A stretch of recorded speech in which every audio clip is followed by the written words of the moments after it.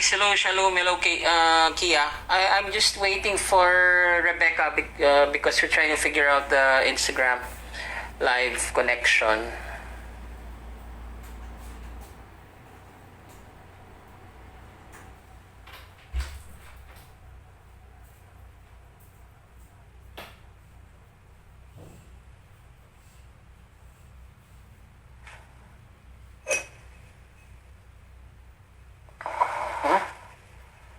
Where is Rebecca?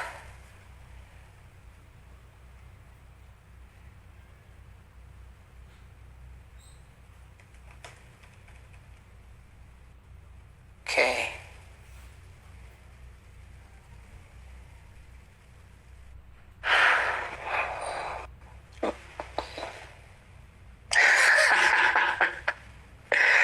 Okay, guys, let's fingers crossed. Test mic. Can you hear? I can hear you. Now you can hear me. I can hear you now. I got my. I put headphones in. Perfect. Oh, praise the Lord. I know. I put headphones in. Maybe that was. I don't know why the sound wasn't working, but hey ho. Okay. Hey. It worked. Yes. All right. Okay. So yeah. Let's wait for 5 minutes so we can Sure. build the room up. Kia's here, Drake Manila is here. Shout out Drake Manila, IC Christmas Star, Kia, Apoteki, shout out Apoteki, Simon Kot, Shalom is here also, and who else is here? Building up. Actually, Dat Lu from Vietnam. Is here. Yeah. Who's from Vietnam? Yeah, this is international, awesome, so yeah, man. It's a pretty because they're waiting for the boxer. They're waiting for the one. I did wonder whether I should dress up. I was gonna go and get my boxing gloves. Yeah. No kidding. I was gonna get ready. Yeah. I thought people might think I'm gonna do a workout routine or something. It's pretty cool. I'll explain to them. I'll explain to them later once we start in 3. It's 3 minutes. Yeah. Actually, in my Instagram, I had the first video in my IGTV, so it was kind of a rap video about the bartender. So it's in Tagalog, so it was pretty trippy. So that's what Shalom is trying to say. Yeah, it's in the IGTV because eventually we're gonna. Yeah. Well, tell me what you think tomorrow. It's kind of trippy. How's the weather? How's the weather there? Sun's out. It's pretty hot today. I haven't been outside yet, but it's nice blue sky, and I've been on Zoom calls since like midday, so I was planning to go out and I haven't yet, but it's probably about mid-30s. Well, lucky you. Here I'm sweating my. As the British say, I'm sweating my bullocks. I remember my boss. He's always saying that to me whenever it's hot. So then we can turn the AC on. It's fortunately it's not too. The door's open and the AC's on. I'm wasting electricity, but it's nice. It's nice. Yeah, okay. Who else is here? So shout out. Actually, tonight is kind of busy here in the Philippines with all the social media thing because on the other channel, I don't know if you were able to pass through it. Brooke Laddie is doing a Whiskey Live through Frank is doing a Zoom session with Scott. And then 9 o'clock, there's also all girls thing by She Shakes, call it She Shakes. And us, as far as I know. Yeah. It should be good. Everybody. Oh, Nona Farishka. Oh, wait, I think I know Nona. No, I think you know them. Lee Kayu.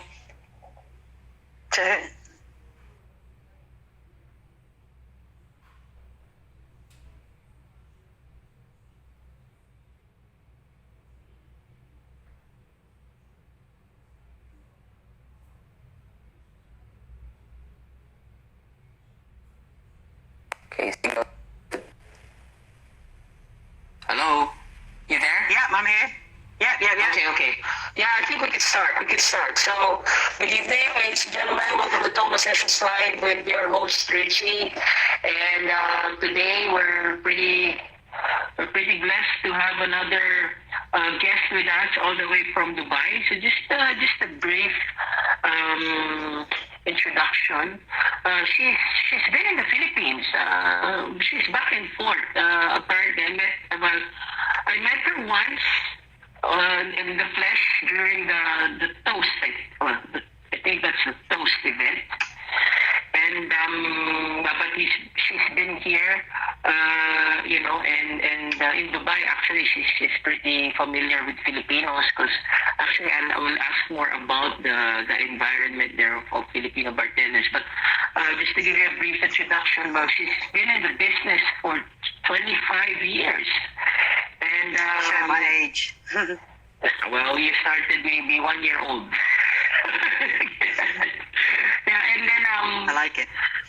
and then well, she will tell us something about the Dubai Bartenders Club, and also she is the brand ambassador of Chase Vodka. So, which is actually distributed here in the Philippines by Apoteki, care of Kia and Simon. So, yeah, let's welcome Rebecca Sturt. Welcome, Rebecca. So, for Toma Session, it's really all about inspiration and information, and we thank you for being here despite our time difference. Although it's not that bad, it's 5 o'clock. No, it's okay. Yeah, It's okay this side, yeah. It's a perfect weather. Okay, so Rebecca, tell us something. 25 years. You don't really need to break it down, but how did you start? Were you a hospitality management student? What's your background basically? I probably started. Thanks for having me, by the way. It's always good to speak to the guys in the Philippines. It feels like my second home. If with all the guys that are here that kind of really look after me from the Filipino bartenders. So I think I started. Actually, I didn't start the normal way. I started by having a bar in my room when I was about 15, and I had two slot machines. I had very, very fun parents because they didn't stop me from doing anything what's the word? They would let me be free, and I had a bar in my room, and so I started making cocktails from 15 years of age. Nice. So that's how I kind of got into it. But do they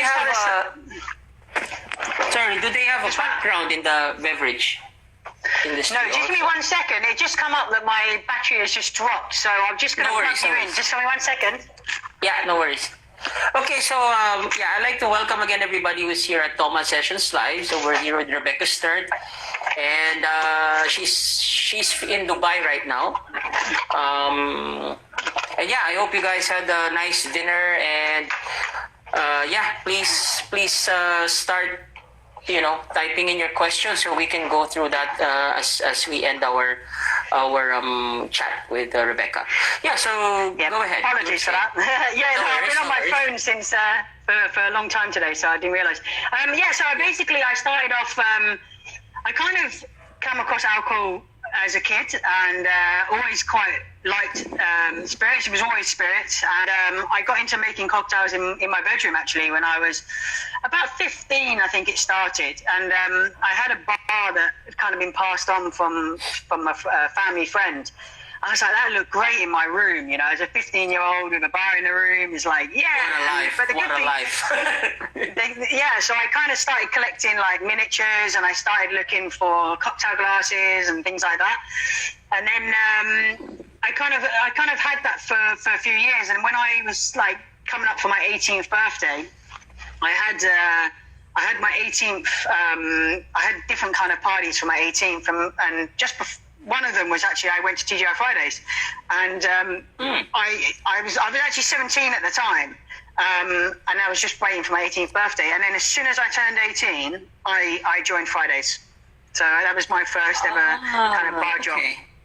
Okay. Yeah. As a bartender, or did you have to go through the dub phase to the what do you call this? The welcome, the one at the door, the reception. So how did that I mean, like, anyone that knows TGI Fridays, especially back in the day. I mean, I joined '95, so yeah, like 25 years ago. Fridays was a very different platform to what it probably is today. It was very strict and very structured, and the training regimes that you had there. So I started off actually as a busser, and then went on a door because there was a waiting list to be on the bar. So I had to kind of do busser, door, barback, bartender. So that was my kind of transition, and I worked there. Yeah, so I joined.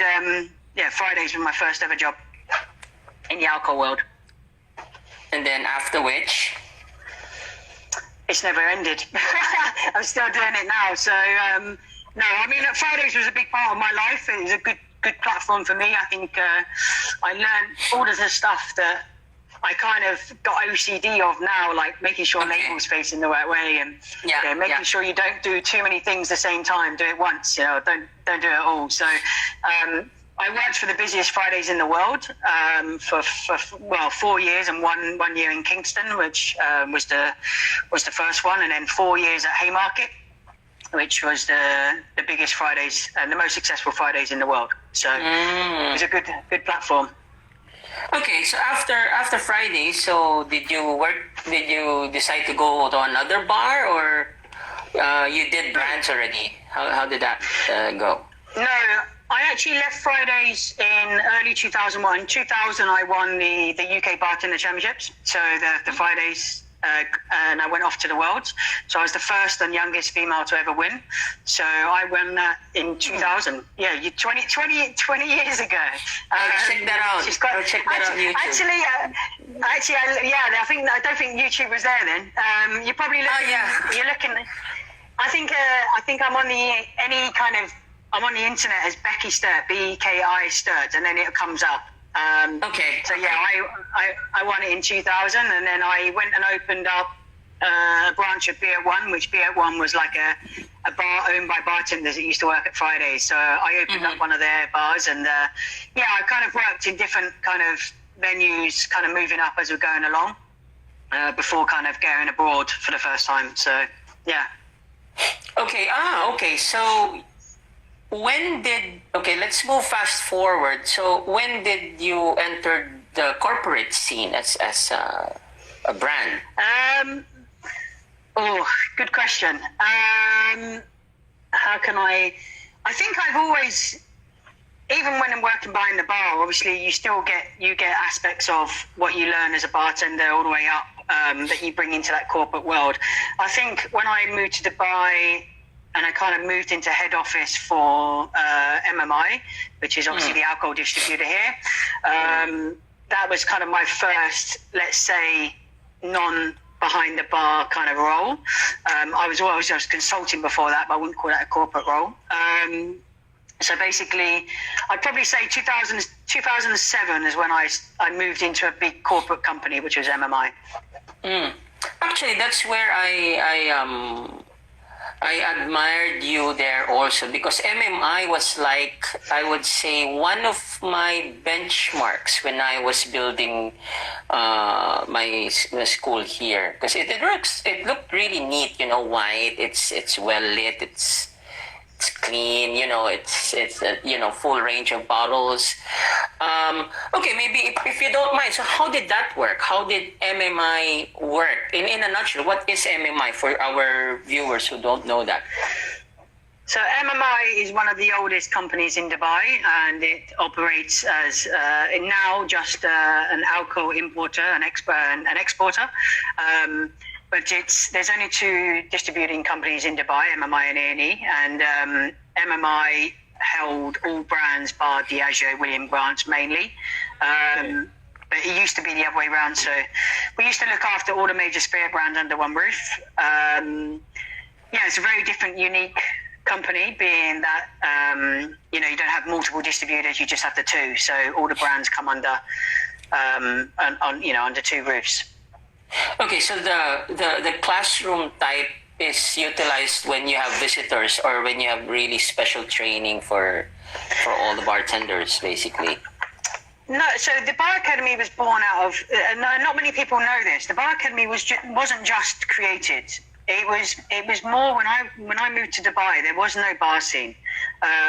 2006, I came to Dubai. There was no bar scene. There was a couple of competitions, mainly done by guys that have come over from Fridays and did competitions here.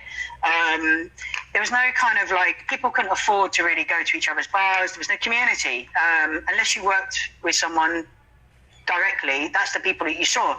So when I first came to Dubai, I organised a big flair competition and brought some people together. And then MMI, when I went to head office, one of the things was that there was a lack of training and knowledge for the guys that were actually in Dubai.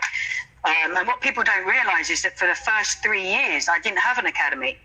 Everything was done with me with a suitcase. So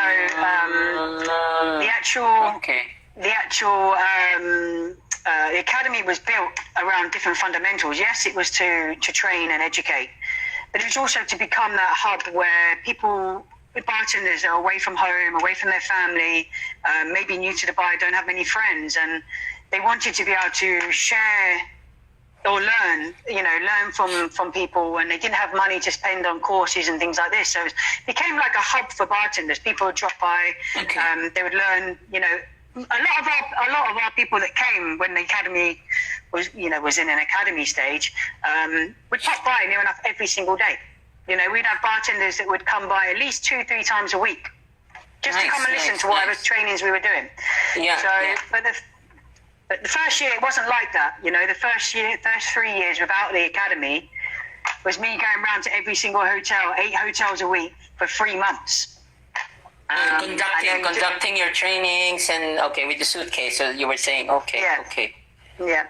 So the academy was not just built around education. It was more of a hub for bartenders to share and be creative together without having to pay. Oh, that's great. That's great. But is it still ongoing now? So are they continuing? Okay. No, that's perfect. Okay. Yeah. It's still going now, yeah. All right. So after MMI, you did brands already? Did you? Yeah, you did a couple of brands, right? Before Chase, or you did one brand before Chase? No. I've worked on many brands before Chase. When I was at MMI, I managed a lot of brands, but mainly as an official kind of brand manager, I worked for Lucas Bowles. But a lot of the brands I've worked with, I launched Patron in this market, I launched Russian Standard, I've launched lots of brands in this market. I wouldn't say that. I wouldn't pin it to 1 or 2 brands working with, but under the MMI Bar Academy, we worked with over 200 different brands. Okay. So how's the shift? I mean, I'm pretty sure, of course, when you say when you're in the bar, it's a different environment, or how would you call it, dynamics, and then for the brand, it's also different dynamics. I will shout out Ryan Asidao is here, a brand ambassador for Diageo Philippines. So it's now because the reason I asked is you're a brand manager, you've handled different brands, and here now I would say the environment for having brand ambassadors is also growing, basically. So how does that change, or what did you, or how did you adjust to it, the shift? What now, or the shift from bartending into brands? Yeah, from bartender to brands. So as a bartender, I was always obsessed about knowledge. Okay, so I learned about the brands. If I was putting it in someone's drink, I wanted to know everything about it. So I think from an early age, I kind of, the old school of studying the backs of bottles. Before, I remember when I got into bartending, we didn't have, all the social media we have now. So it was basically just doing a lot of research as much as possible and saying hi to these guys. And then I think so that always transitions you quite well when you're learning about brands and you know about brands, you know how to sell brands, you know what to do with brands. This also gives you a stepping stone to later on when you want to work for a brand, that if you've got that knowledge, this really helps you, because a lot of marketeers, and they're going to hate me for saying this, but a lot of people that come through the marketing school, they'll know how to structure a presentation and know how to build it and understand how to do X, Y, and Z, but they don't know how to speak to people like bartenders, you know, as an example. So you'll get a lot of marketing presentations that are very, yes, they're very good, but they're not. If you gave that to a bartender or a bar manager, they'd have no idea what you're talking about. So when I was at MMI, I used that as a platform to work with the brand team to be able to then write presentations for them that would make it more readable to bar managers or bartenders, you know. So I think that's the first kind of way I got into brands. And I've obviously I've worked with many brands over the years of all major companies.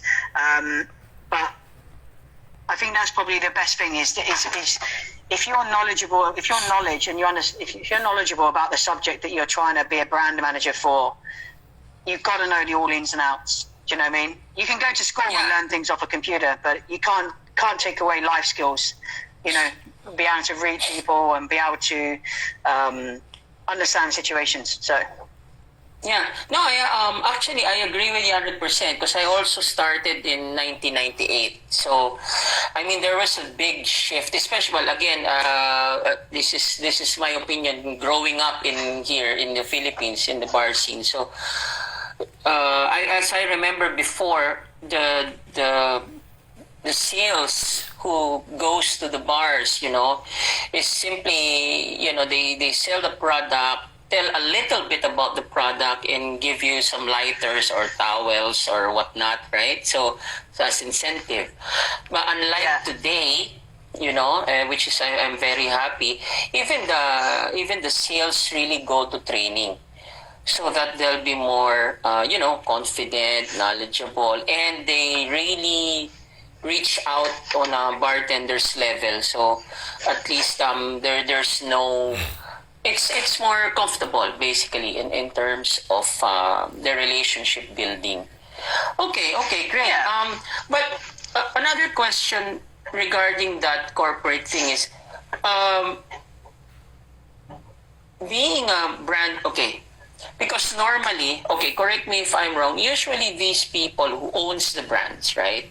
So do they have like, normally they're more of, the numbers, right? The bottom line, right?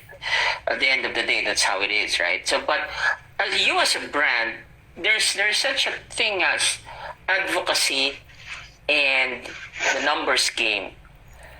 So, do you do you sometimes you know, clash heads if you're the type that wants to have an advocacy, but they're saying, okay, you know, it doesn't have to be in your experience. So. How do you handle that? Yeah, I get this 100%. I think because I've come from the bar side and I've gone into corporate, that of course, I mean, we're creative individuals. We're constantly striving to think outside the box and you know, our minds, you know, we create drinks, you know, because we love doing it. So we have that creative energy. But I mean, at the moment, which is good why you called me an ambassador, because I'm actually not I'm not the ambassador for Chase. But the fact that you think I am means I'm doing my advocacy role very well.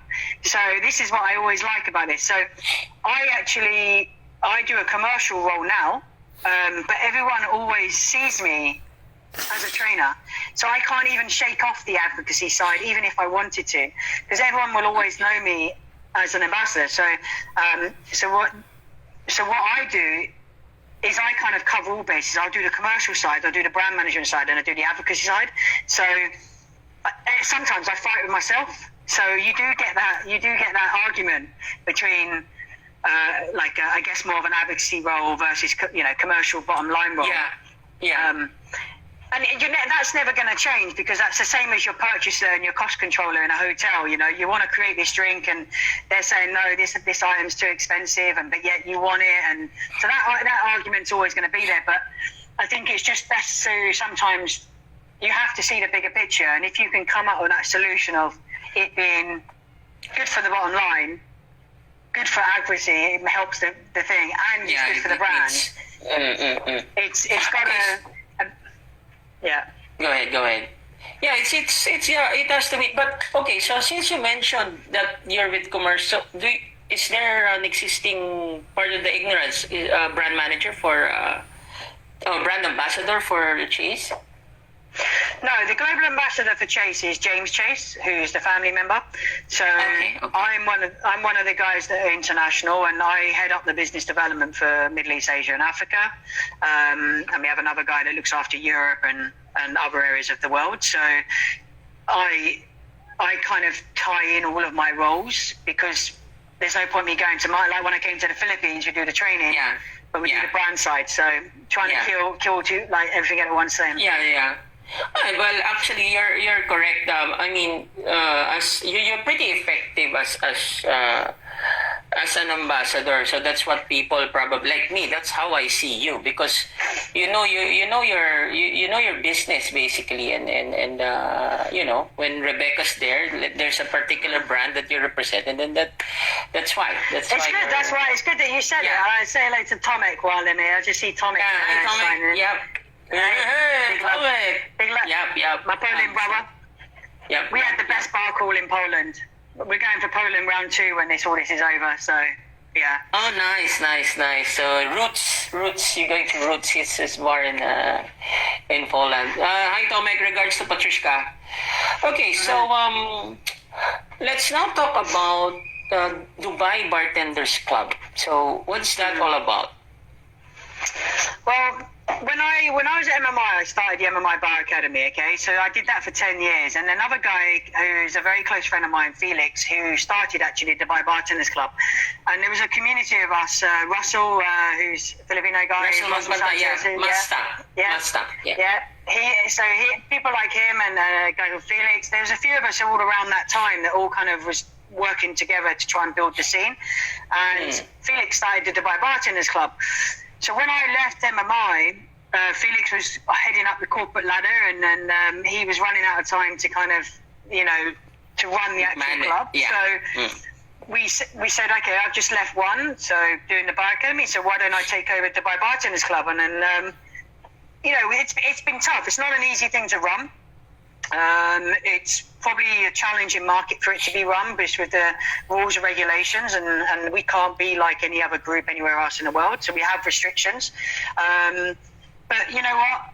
It's growing, and it's been growing constantly now for the last 5 years, and we're very strict on the people that enter the Dubai Bartenders Club. We don't say it's just Dubai, but you've got to be able to be interested in this industry. Like, there's no point just joining if you're not interested about learning or developing yourself, because it wouldn't be for you.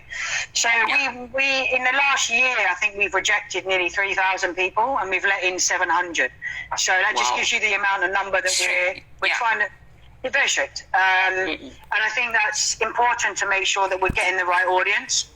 And important that hey Cameron, important that we, great bartender, important that we actually target the audience. We have a lot of international people on Dubai Bartenders Club, a lot of brand ambassadors, a lot of brand managers, so people can see what we're doing. And the point is to raise the bar as a platform rather than individual bars. Just raise the bar as an educational platform and a place for hospitality.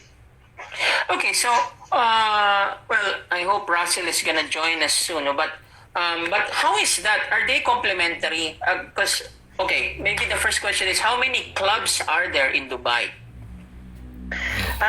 There's a few. The Dubai Bartenders Club is the main one for bartenders.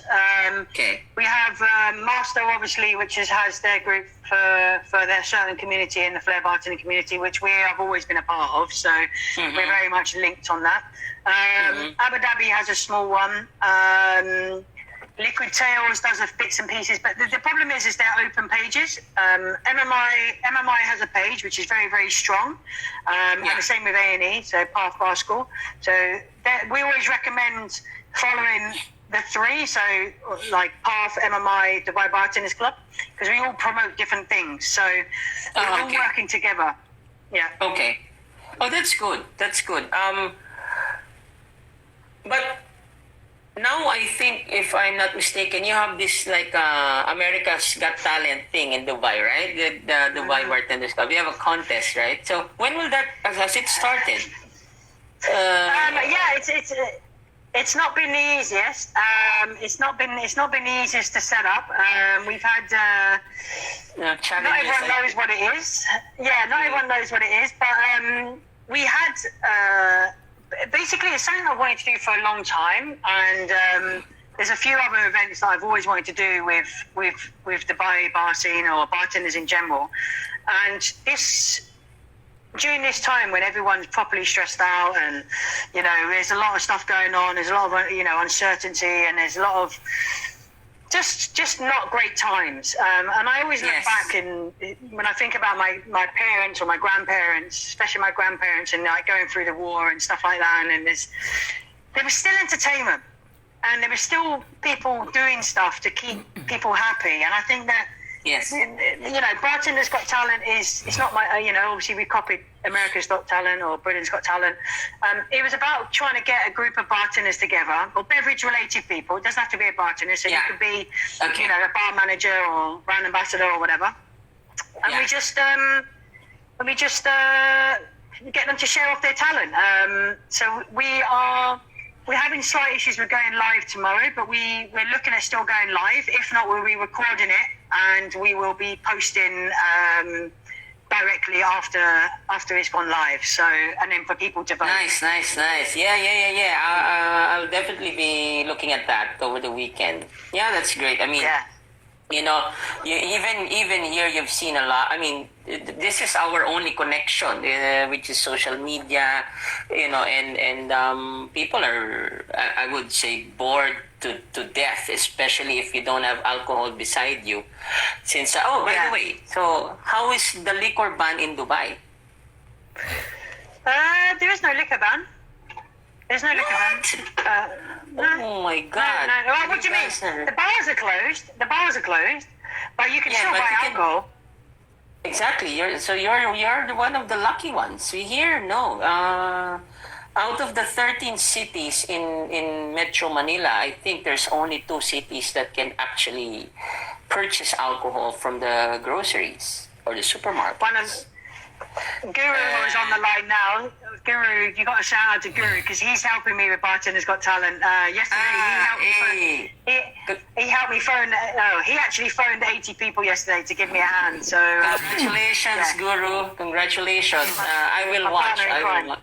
Nice. Yeah. I will watch that for sure. Yeah. So liquor ban is not a problem. So. How is for sure our viewers would ask about this. How is the cocktails to go business? We can't do that. We can't do that here. Okay, we can't do it. So we can sell alcohol. The alcohol shops are open. It is Ramadan here, so we've got to be very sensitive. And we can. The retail stores are doing very, very well. I know that Guru's been in helping out his colleagues today, unboxing stuff for the retail, which he wouldn't normally do, but he's all hands on deck. So no, the alcohol sales are good here. We're still pushing it out, trying to sell as much Chase as possible through the retail stores. So those in the Philippines, Chase Pink Grapefruit is landed. So Chase Pink Grapefruit and Pomelo is now in the Philippines. Nice. Yeah, I tasted that during the toast. Yep. I also have the Chase Saint Germain. Oh, sorry, Chase Elderflower. Okay, sorry. My bad. It's classical conditioning. Yeah, but I like it. I have it in the school and cobbler. So. Let's go a little bit. Sorry, let's go a little bit to vodka. So where is vodka now? Just for our viewers, in the, I would say, hierarchy of spirits, based on your research, where is it now? As everyone always says, vodka pays the bills. Let's not take that away. Vodka will always be there. I'm not a hater of vodka. I'm a lover of vodka. So I'm definitely a drinker of vodka, and Tomek would vouch for that, being Polish and giving me enough vodka in my years. But no, look, you know, people, trends will change. I see Simon's come on from Chase as well, so say hello, Simon. Hello. Yeah, no, the vodka's always going to be there. There's always going to be trends. There's always going to be people that, you know, change and want this rum or tequila or mezcal and gin. But look, you know, that's the whole point of the game. I mean, vodka was massive in the, you know, the 80s, 90s. It can't stay up there forever, but it will never go away. It will always come back. And vodka, I think now, you know, where people are simplifying drinks and using you know, vodka and gin in the same drink, because that was my little trick as a bartender when I was ever creating drinks. If I had to make a vodka drink, I'd always put a little splash of gin in there. Do you know what I mean? Because it gives you this liveliness. But it'd still be a vodka cocktail because the majority of the drink was vodka. But obviously working for a brand now which is quite unique for Britain. Obviously Polish are used to using potatoes, but obviously UK Chase is made from potatoes. And we use our potatoes to make, use our vodka to make our gin. So what's the word for it? We are slightly different to other brands in that sense, where we obviously make our own alcohol. Okay, great. Okay, let's go back to Rebecca as a bartender or bar manager. What was the first cocktail you made in your bartending career? Do you remember? I remember there was one that I made at home when I was like that 15-year-old that I was saying like, and it definitely had blue curacao in it, because I don't think any drink didn't have blue curacao in those days. Yes. But basically, I remember it was actually kind of like a Long Island, but instead of Coke, it was just a mixture of spirits and fruit. It was basically like a tiki cocktail. That's what I kind of made when I was. But you're 15 then. How about in Fridays? What was the first cocktail you made in Fridays? If you remember still. Jesus Christ. No, but I know which ones I kind of enjoyed to make, which ones I didn't enjoy to make. But okay. I'm trying to remember now. I'm trying to remember now which one was the. No, Fridays. No, Friday. Well, we had so many drinks at Fridays, didn't we? We had 500 that we had to learn. So 500. You could have had your favorite. You could have had your top 3.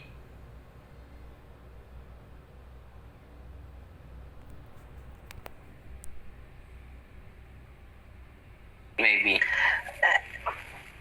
You can't be a June bug. I would say a June bug back in the day, like Friday's June bug or Friday's FBI. They were like, and a grasshopper, like the normal, like I loved a grasshopper. It's like when there's. Like, remember, right, when there's 2 of you there in the bar, and then the ticket comes out of the micros, and you say, "Oh, I got that. That's my drink. I'll make that." Right? I don't know if you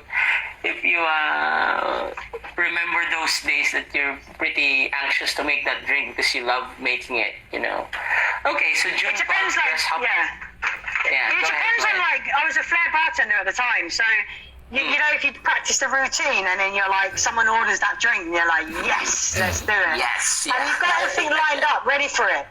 And you're like, okay, even like a Green Eyes back in the day, like everyone wanted to flair like a Bowls bottle or the Bacardi bottles back then because they were the way that they were. So I think every time, seeing who's coming on, every time, if I'd done a flair routine and that drink came up, then great.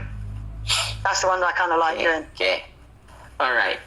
So the next question would be, what are your pet peeves behind the bar? Oh God, how long have we got? Well, only 3. No, because I know you're pretty OCD. I mean, I can see that in you, which is a good thing actually. So I think that fits the question very well. What's your pet peeve? Anyone that's been trained by me will know if they put anything on that chopping board apart from a fruit and a knife, they'll know about it. I've got absolutely no time for people to place stuff on chopping boards that isn't meant to be cut. So I call it the magnet board. It seems to be, doesn't matter how big the space is, how big the bar is, doesn't matter what you've got around you. If you've got a chopping board, everyone sticks stuff on it. Like everything. Glasses, you name it. Like, honestly, no. A bottom of a glass is not hygienic. So it drives me insane. A chopping board, fruit, knife. That's it. That's my biggest one. That's I've got loads, but that's probably my biggest one. And the fact that people don't use two hands, that drives me mad. Yes. But that was because I was taught. Yes. Yeah, most of the bartenders that have been trained by me have had some kind of tap on their hands, should we say, if they haven't been doing two hands. So, yeah. Okay, I've got loads. Yeah. No, I agree with you 100%. And especially, like I said, I mean, although we adapt to the times, but you can't really help but look back during the 90s or the early 2000s with the way the how would you call it, structured and to the T the standards or the discipline was during our days versus now. But then again, maybe that would be my next question. Given that generation, how do you manage that with the current generation? As let's say you have a team, or and you know how the kids are or the young bartenders are. How do you adjust? Well, you know what, we deal with a lot of people now that think they know more than what they actually do, and this is all because of social media. Whenever I've trained a team or whenever I've consulted for a venue, one of the first things that we kind of have to eradicate is attitude. They're not taking it away, but just remember that you don't know everything and there's always someone better, and you just got to continuously understand that you're part of a team. You need to continue to learn, and you're never going to stop learning. And the problem is the bartenders, and this is not all of them, because there is some ones out there that are like super talented and super dedicated to building their craft. Everyone wants to jump. When you were 15, you wanted to be 17 to drive. And when you were 17, you wanted to be 18 because you wanted to drink alcohol.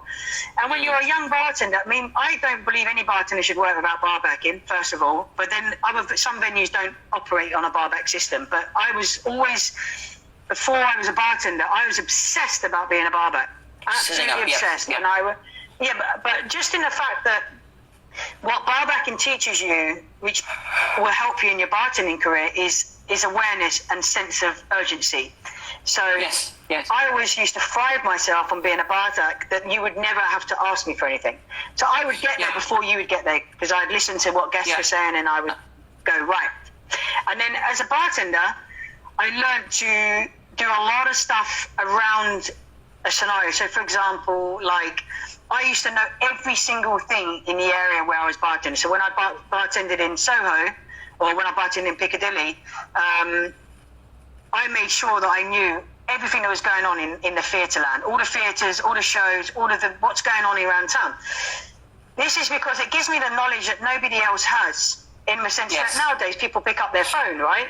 But still, that personal interaction over the bar, when you say someone's looking to go and do something and you know the answer to that, you can get to that. And I think the bartenders these days rely so much about learning recipes and being 100% on point with things like that. They forget that you're actually a host and that you're meant to be serving drinks as a host. You're not just delivering. If you just want to serve drinks, be on a dispense or be on the quiet corner. You don't have to host. But for me, bartending is not about just making drinks. So that's the unfortunate thing with modern day bartenders. They'll enter a competition, they'll get a lot of praise, they get a lot of social media, and then they jump straight up to the next level. They'll be bar managers, and you're like, well, you didn't even learn about costing. You didn't learn about how to train a team. You didn't learn this, that, and the other. So people are so quick to jump. But Yeah. and that's more financial, I think, than anything. But I think it's frustrating these days that happens. There are some real good institutions that don't let that happen, and this is why Dead Rabbit is one of the best places in the world, because it's not just about the bar, it's about the training infrastructure. And I don't know anyone that runs a training infrastructure now that like the Dead Rabbit. Dead Rabbit, Julian Voss, shout out if you're listening. No, I agree 100%. Patience is always a virtue. I mean, I hear you there.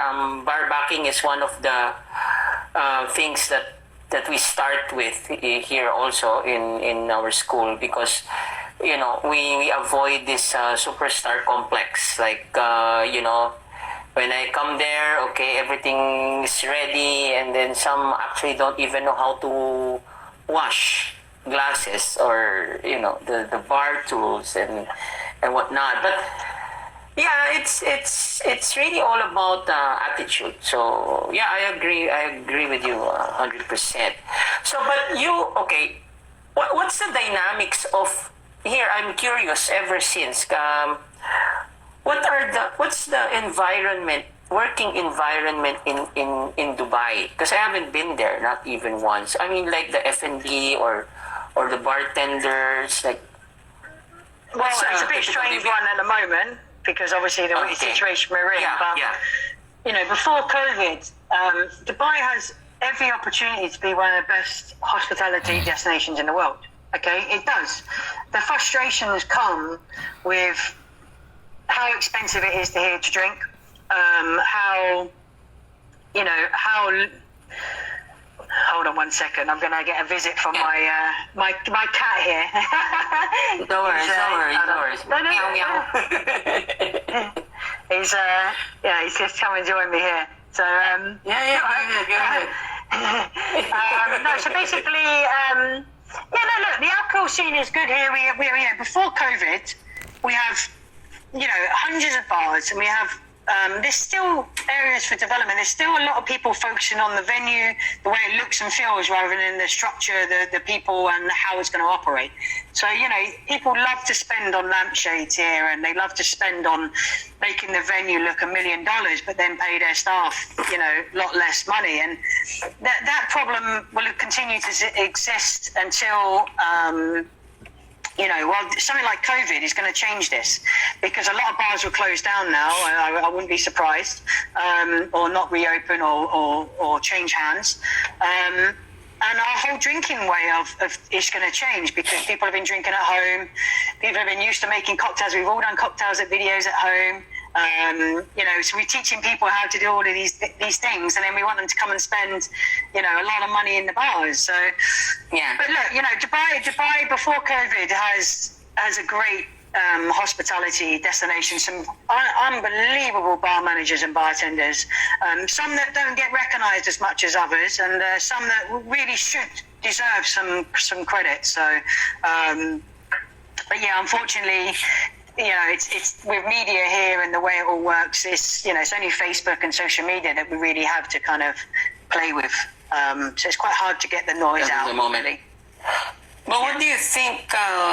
Do you have already? Okay. Do you even think of how the Dubai bartending scene looks like after COVID, or are you gonna take it one day at a time? Yeah, one day at a time. I think retail is quite strong at the moment. People are still purchasing alcohol.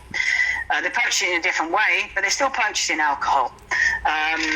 For the bartender's sake and other people that are here in Dubai, that hopefully it returns to normal, and I don't think it will ever return back to the way it was. It's going to take some time, I think, like every market. But I do have hope that hopefully that the prices are reduced and people sorry, it looks like it's feeding time in the zoo, like they're starting to they've woken up from their nap. Come here. No worries. How many cats do you have? How many cats do you have there? Okay. I just have 2 cats. I have 2 cats and they're dogs.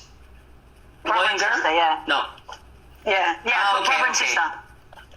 Okay. Yeah, so he's Nice, his nice. tail. Yeah. they're keeping me sane right now. They're keeping me sane. Yeah, So, yeah. yeah.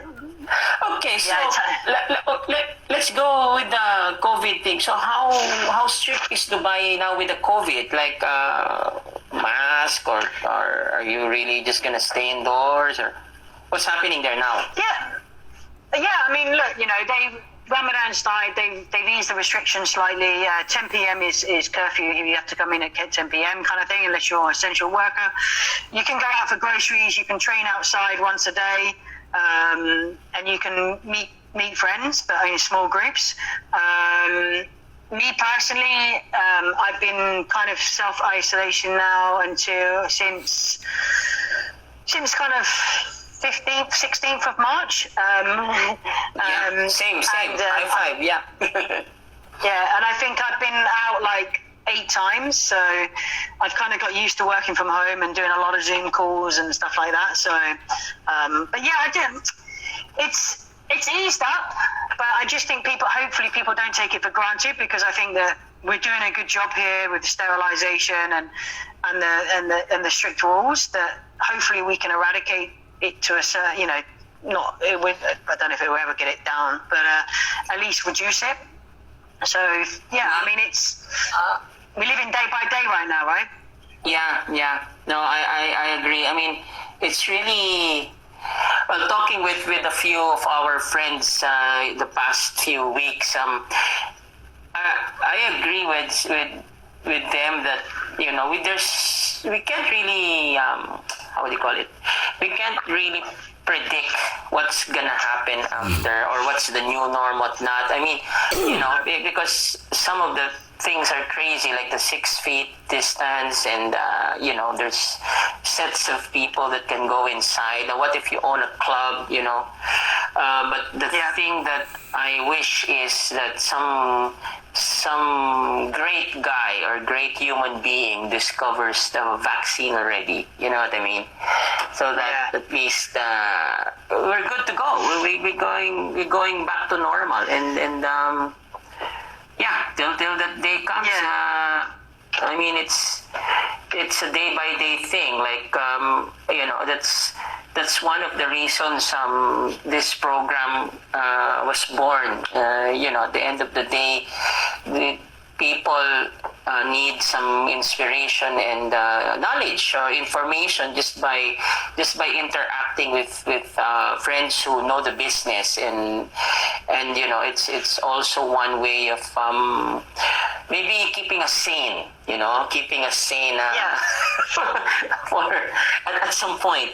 You have cats there. I have one dog here, but it's still different, seeing a face and hearing a voice and it is, and do you know what? I think the funny thing is that you start to get used to it, and I think that it's hard at times when you're like, you want to just go out and be free and go out. Like, obviously, amount of travel I did, and I'm kind of missing that travel and seeing new people and going to new bars and stuff like that, and that's hard. I got a bit of traveling before I started, before this kicked in, but I think I don't think I mean, look, you know what, these things happen. We've had things like this in the past, diseases and wars and all sorts. We recover. It's just going to take time, and I think that the more people try to think outside the box during this time, use it for studying, use it for bettering themselves.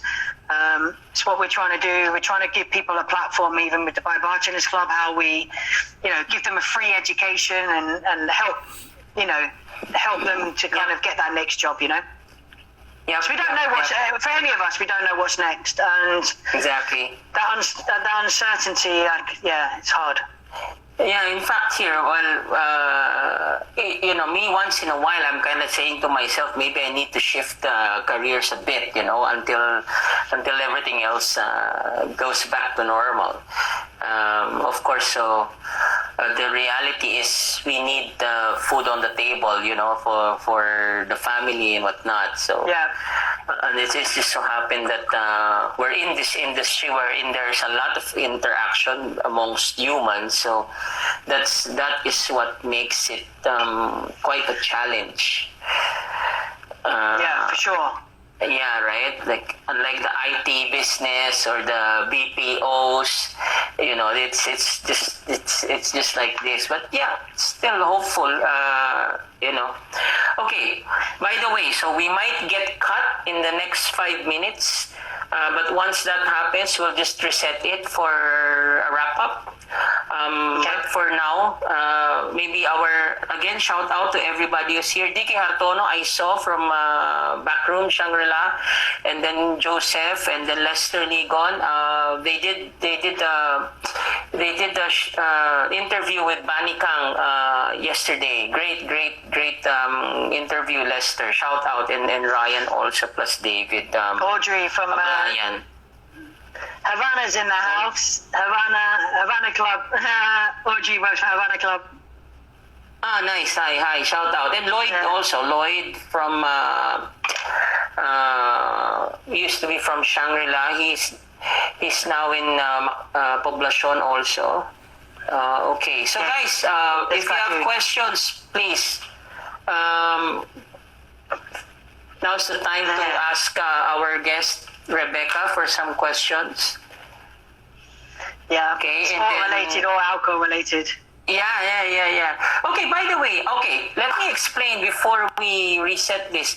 So the picture, the poster of Rebecca was actually done by Donnell. Okay, Donnell Paulino, right? If I'm not mistaken. Well, Yeah. Brother Donnell, he's not yet here. He's busy with the family. So I found that kind of neat with the Okay, so you do boxing. You do boxing once in a while. I don't compete. I just do the training. I don't fight. I don't compete. Yeah. All right. Yeah. I love it. That's good. So how often? I mean, like right now, is it at home or you'd go to the gym? How does that work? Well, I can't go to the gym now, but yeah, I mean, one of the guys I think was on here that I trained with at one point or another, and there was one of the MMA guys that was on here earlier, which is quite nice.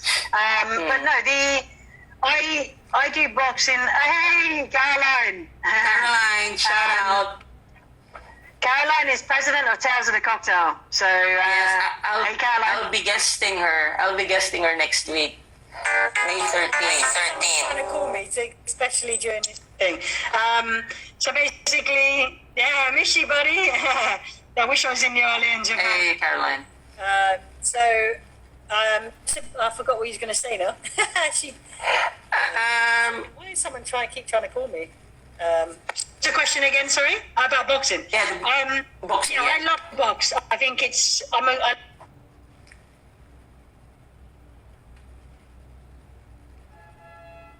Hello.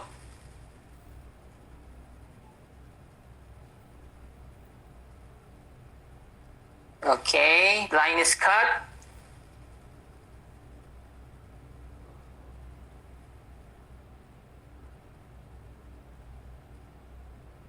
Okay, Rebecca.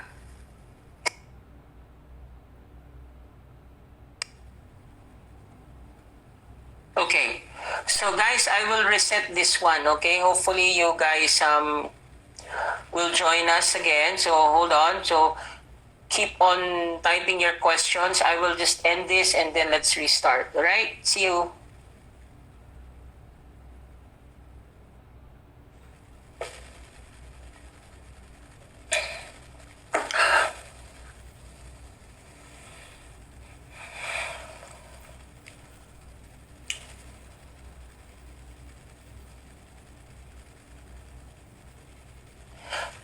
Hi, Caroline.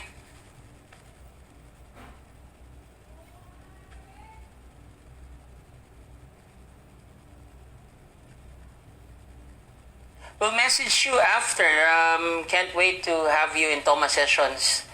So thank you for checking us out tonight. Oh, Jerry Pasquam, you're more handsome than me. Good evening from the Philippines, Caroline. Good evening. And yeah, I'm pretty sure you guys are also busy there with Tales, you know. And yeah, salute for Tales of the Cocktails, you know, for giving the recognition and the much deserved recognition of all the bar people in the whole world. Hey Duke, how are you, buddy? Ryu, congrats.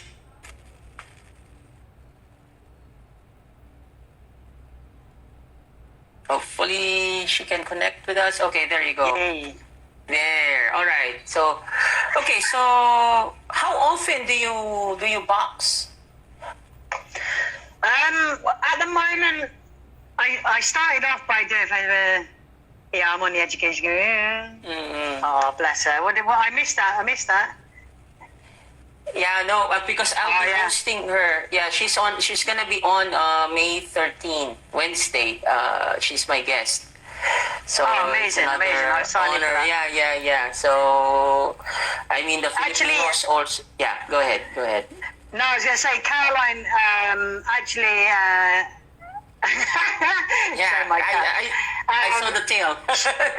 She we went to New Orleans in January, and I saw New Orleans like I've never seen it before, like outside of Tales. And Caroline actually gave me the full NOLA hospitality. There is nothing that I could have done more in New Orleans than what I did when I was there in January. And we added some great moments in New Orleans. It was hilarious. Yeah. Well, I love that city, by the way. Yeah, I'm still applying for the cap. I missed applying this year, but I'm gonna be applying. I'm almost there. I'm 1 foot in the door already. I was waitlisted like 2 years ago. But yeah, we can't wait to go to Tales soon. Okay, so like, what's a daily thing for you, Rebecca? What's a day? What now? Before COVID and now, then yeah. I think. Well, I was traveling a lot, so I was traveling every 2 to 3 weeks. It felt like I think I was never home for more than a month. I think at one time, so I didn't really have. I don't have a set routine. I'm kind of a free flow kind of person. I kind of just go with the flow. I like to train, and I get frustrated when I don't train. But I generally, my days have just been. Last year, for example, I mean, and every day was crazy. Like every day was different, stressful, happy, whatever. It was a lot of experiences happened last year. It was a great year. But every day, I don't know. Like I only had a routine when I'm home, and I like to cook, and I like to just chill out and watch dodgy TV, like comedy TV. All right. So, okay, now that it's COVID, do you have Netflix there? So, have you been watching any Netflix the past couple of months? Not that much, actually. I've been watching. I watch a lot of sports stuff. So I watched The Last Dance, the Michael Jordan documentary, which I'm absolutely loving at the moment. I watch a lot of sports stuff, sports movies, sports documentaries. I don't really get knee deep into like Netflix, into series and stuff. I generally, since COVID has started, I've probably been we've done a lot of Zoom calls every single day. Hey, Brandon runs the MMI Bar Academy. So hi, Brandon. Come on. Shout out. Yeah. Nice. Yeah. Thank you for joining us. So basically, I don't really have a routine. I've been really busy with Zoom calls and trying to be creative and trying to do stuff at the Bartending Club, working with MMI and A&E, and just I've probably been sleeping better now than I have done in a long time, because I'm going to bed absolutely exhausted. I think I've been on Zooms today since 12 o'clock, and no doubt I'll be doing more later on. And we've obviously got the talent thing tomorrow, and then the weekend's back to work, back to doing normal stuff. Yeah. Crazy. I can imagine. Here we're still waiting. We're supposed to know the decision by May 15 if we're going back to normal or we're gonna extend it. So yeah, but then again, there's been some preparation. I mean, sorry, go ahead. What day is it today? What day is it today? No, I'm just saying what day it was today. I was trying to work out when May the 15th. I didn't even know what day it was. I was like, what day is it? It's May 8th, Friday. Yeah. Oh, yeah. So that would be next Friday would be the decision of whatever. Although some cities are already back to normal. I mean, semi-normal, but yeah, because they had less or no incidents at all of COVID. So yeah, I don't know, but yeah, been keeping busy. I mean, like I told you, I'm pretty blessed and lucky. Caroline will be here, will be guesting, and that's really good because I mean, you being there entails, I mean, even the Filipino bartenders, I want them to know really what goes on in Tales, or what happened. Well, we'll know that in the next Toma Sessions. Okay, so for now, before we wrap up, do we have any questions from our audience? Jerry Miranda, do you have any question, my brother? Jerry, actually, I don't know if you've met Jerry, but he is one of the I would say legendary nightclub bar managers in the Philippines. So he is actually connected with Revel now in the Palace. So okay, yeah, nice. Yeah, he's a good buddy. Okay, where are the others? Yeah, because I was due to come back. I was due to come to the Philippines in February for the toasting. I was absolutely gutted. It was cancelled. The first year I came to the Philippines we did a lot, and I was absolutely exhausted after going to what was the island we went to? Cebu. After. Cebu. Yeah, and then all of the bartenders took. Yeah. We were absolutely exhausted after that. But yeah, I'm dying to get back to the Philippines. Dying. So I'm going to come meet some guy. Yeah, there's been steady growth, and then the islands are actually stepping up. So, but again, let's see what happens. Okay. Looks like there's no question yet, but let's play one. Can we play one last game before we wrap up? We call it Jesus. The fast talk, right? This is pretty simple. So I'll give you two choices. You choose one. Okay, it's called a fast talk. So this is what makes Toma Session. Actually, it's supposed to be better if we're really drinking and we have a dram or something, but it's okay. We have different, what do you call this? Time difference, so that will be an excuse. All right, so fast talk. Okay. First question, coffee or tea? Coffee Tea. or tea? Tea. Beer or wine? Oh, neither. Beer. Okay. Indoors or outdoors? Outdoors.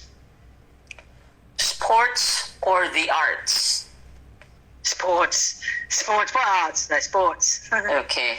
Run or bike? Oh, bike. Okay. Bike. Chicken or fish? Chicken. Okay. Ship or plane? Plane. Okay. Book or cell phone? Oh, that's hard, isn't it? Cell phone. It's not live. Cell phone. Cell phone. Yeah. All right. Okay, that's it. So, okay, anything you want to maybe announce or promote, because we will post the replay tomorrow within the day also. So. Okay. Look. I think probably, thanks for having me on here. I'm dying to get back to the Philippines. I want everyone to make sure that they try and use this time to better themselves and to stay safe. But going now we're launching from a from a work side, obviously I work for Chase Distillery. Chase Distillery has multiple gin and vodkas that are available in the Philippines. For doing my pitch for my brand. Our brand is very unique in the fact it's made from potatoes, and that we all do the hold on, is it? And the most popular flavour that was at the event last year, which is the pink grapefruit pomelo gin, which people are hounding me, like literally queuing to get the last drop of it, is now available from Apothecary Spirits and Wine Warehouse. We got the pink grapefruit pomelo and the rhubarb and apple, and I believe the Seville marmalade gin as well. So make sure that you get your hands on those bottles, and definitely have a pink grapefruit pomelo. And I actually like the pink grapefruit pomelo gin me too. as a Paloma, as a Paloma, and the Seville in a Negroni. So, and I love a Negroni. So, yeah, guys, if you want any information on Chase, you can hit me up on Instagram, or you can, probably Instagram or Facebook Messenger is probably the easiest way. Okay, so Lennon just joined us. Hi, Lennon. Do you have a last question for Rebecca? Because she just joined us. Maybe Lennon is from Discovery 1824 in Makati. So they have a gin bar there. They have a gin buffet. Have you been there? I think they have Chase there. I think. Yeah. Is that there? Which hotel is that? Discovery Premier. Yeah, they have the gin buffet. They have Chase. I'm pretty sure they have Chase there. Lennon, any question for Rebecca before we wrap things up? It's thirsty work. This. I might have to have a drink after this. Yeah. Oh, we have see. We have GB. Yeah. I love their gin buffet. I mean, you get to see all these brands. That's another thing about the Philippines. People really, the brands really see the potential in the Philippine market. So that's great news. Cool. Okay. Well, hopefully, Yeah, hopefully you will be back here, and I always keep in close touch with Apoteki and Kia and Simon. So yeah, I'm pretty sure. Love you too, Lennon. All right, so yeah, with that, we won't keep you, Rebecca. You enjoy the rest of the day. If you have to cook or play with your cats. So yeah, it was a pleasure. It was a pleasure, Rebecca. Thank you very much. So and big shout out to these guys as well. All of you guys in the Philippines, stay safe and look after each other. All right. So yeah, take noted with that, Rebecca. Same with the Dubai bartenders there. So be safe, be inspired, be informed, and yeah, see you. All right, take care, Richie. Yeah, take care. By the way, a special, if you have time, May 11, I haven't posted it yet, but Salvatore will be my guest on May 11. Salvatore Calabresi, the maestro. So if you have time, do switch on Toma Sessions. Okay, so with that, Sure. All right. Good night. Take care, mate. Yes, peace, Cheers, guys. Peace, Thank sister. you. Bye-bye.